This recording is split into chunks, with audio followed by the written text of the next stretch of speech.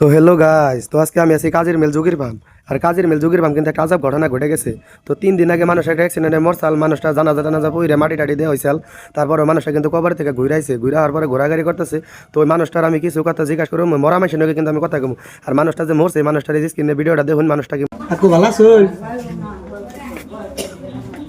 তো আমরা তো হে আইনের ঠিক আছে, ঝাড়াবাড়ি ঠিক আছে, আইনের কথা হইনে আইনে বলে 3-4 দিন আগে মরছিলেন।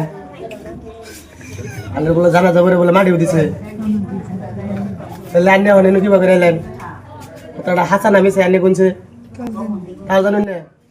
তাহলে এই যে পাবলিক জানের দেখা নিয়ে গেছে, আজব একটা ঘটনা। তার জন্য পাবলিকের দেখুন বাড়ি ভিড়। আমরা কিন্তু খবর পাইছি জানি মরছে 3-4 দিন আগে অ্যাক্সিডেন্ট হয়ে। তারপরে আইনেরা জানাজা করছে, জানাজা করে মাটি দিছে, মাটি দেওয়ার পরে কালকে বলে আবার আইনেরা বলে নিয়েছে ধরে নামাজ পড়া অনেক বুঝছিলেন বলে।